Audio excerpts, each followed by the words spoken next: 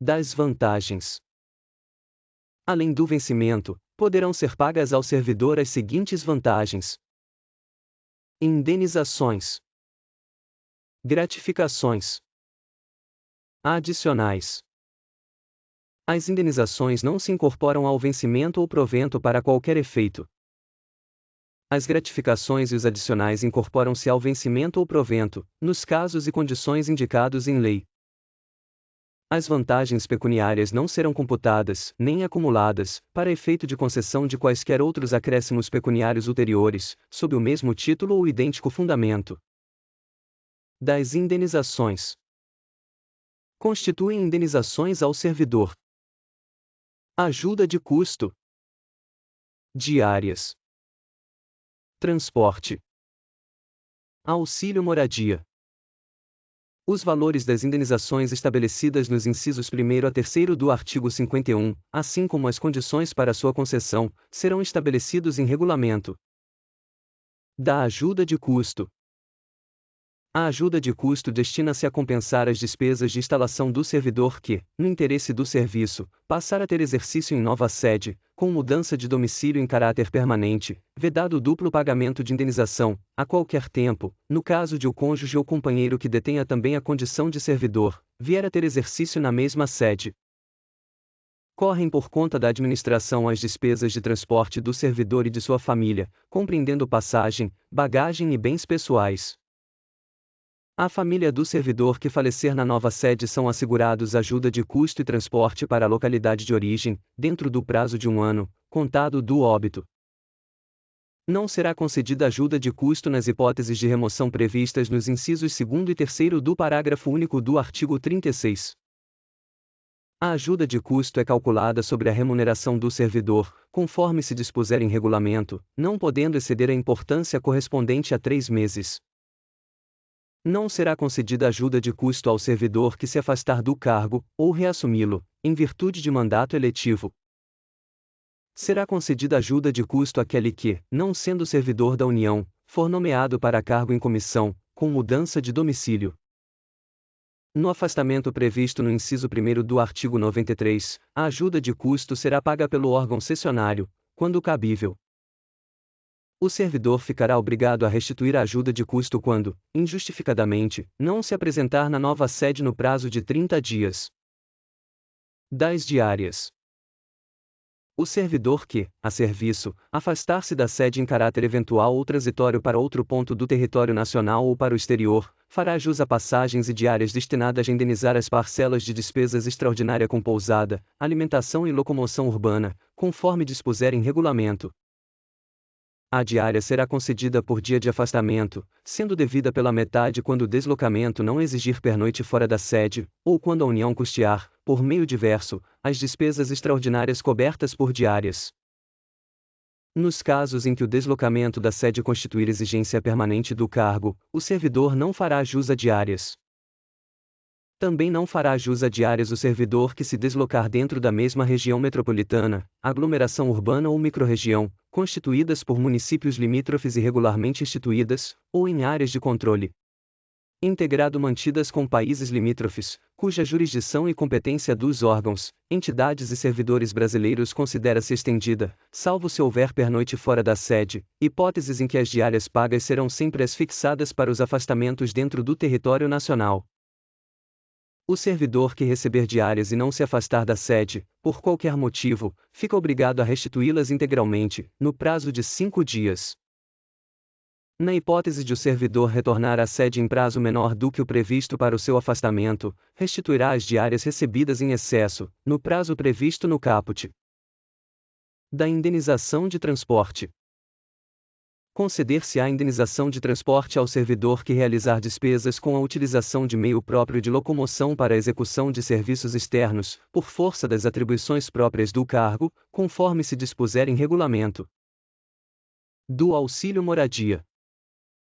O auxílio moradia consiste no ressarcimento das despesas comprovadamente realizadas pelo servidor com aluguel de moradia ou com meio de hospedagem administrado por empresa hoteleira, no prazo de 1 mês após a comprovação da despesa pelo servidor. Conceder-se-á auxílio moradia ao servidor se atendidos os seguintes requisitos: Não existe imóvel funcional disponível para uso pelo servidor.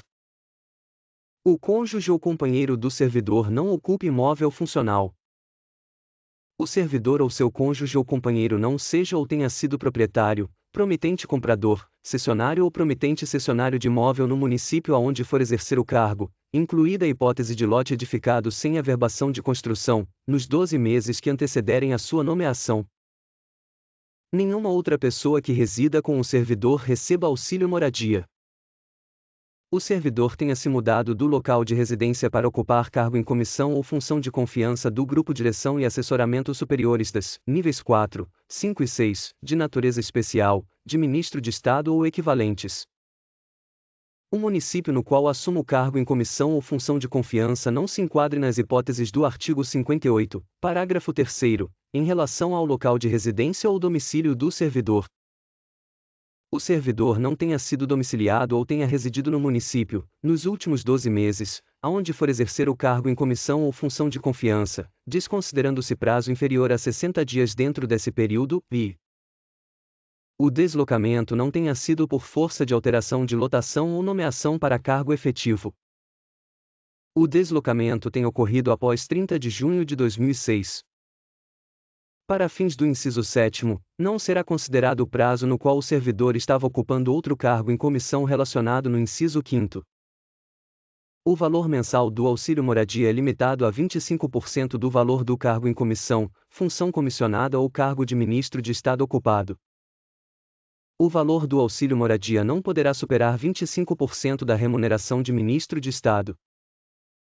Independentemente do valor do cargo em comissão ou função comissionada, fica garantido a todos os que preencherem os requisitos o ressarcimento até o valor de R$ 1.800. No caso de falecimento, exoneração, colocação de imóvel funcional à disposição do servidor ou aquisição de imóvel, o auxílio moradia continuará sendo pago por um mês. Das gratificações e adicionais.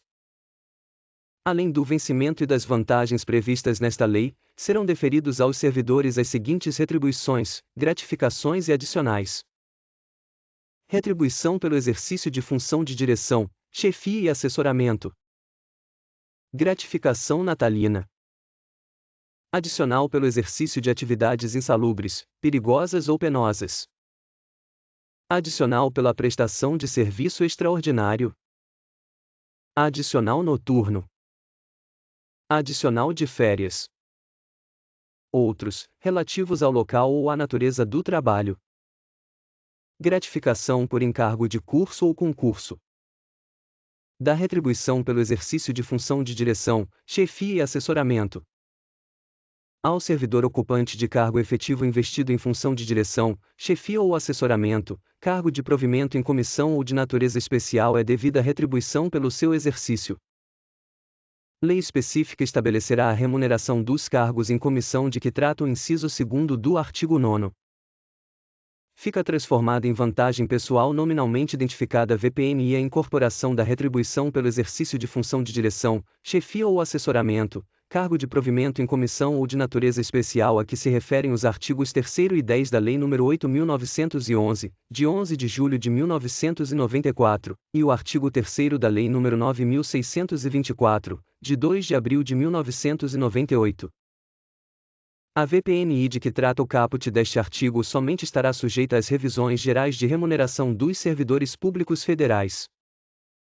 Da gratificação natalina. A gratificação natalina corresponde a 1/12 da remuneração a que o servidor fizer jus no mês de dezembro, por mês de exercício no respectivo ano. A fração igual ou superior a 15 dias será considerada como mês integral.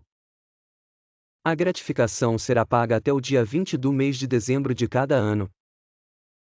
O servidor exonerado perceberá sua gratificação natalina, proporcionalmente aos meses de exercício, calculada sobre a remuneração do mês da exoneração. A gratificação natalina não será considerada para cálculo de qualquer vantagem pecuniária. Do adicional por tempo de serviço. Dos adicionais de insalubridade, periculosidade ou atividades penosas. Os servidores que trabalhem com habitualidade em locais insalubres ou em contato permanente com substâncias tóxicas, radioativas ou com risco de vida, fazem jus a um adicional sobre o vencimento do cargo efetivo. O servidor que fizer jus aos adicionais de insalubridade e de periculosidade deverá optar por um deles. O direito ao adicional de insalubridade ou periculosidade cessa com a eliminação das condições ou dos riscos que deram causa à sua concessão. Haverá permanente controle da atividade de servidores em operações ou locais considerados penosos, insalubres ou perigosos. A servidora gestante ou lactante será afastada, enquanto durar a gestação e a lactação, das operações e locais previstos neste artigo, exercendo suas atividades em local salubre e em serviço não penoso e não perigoso. Na concessão dos adicionais de atividades penosas, de insalubridade e de periculosidade, serão observadas as situações estabelecidas em legislação específica. O adicional de atividade penosa será devido aos servidores em exercício em zonas de fronteira ou em localidades cujas condições de vida o justifiquem, nos termos, condições e limites fixados em regulamento. Os locais de trabalho e os servidores que operam com raios-x ou substâncias radioativas serão mantidos sob controle permanente, de modo que as doses de radiação ionizante não ultrapassem o nível máximo previsto na legislação própria. Os servidores a que se refere este artigo serão submetidos a exames médicos a cada 6 meses. Do adicional por serviço extraordinário. O serviço extraordinário será remunerado com acréscimo de 50% em relação à hora normal de trabalho. Somente será permitido serviço extraordinário para atender a situações excepcionais e temporárias, respeitado o limite máximo de 2 horas por jornada. Obrigado e até breve.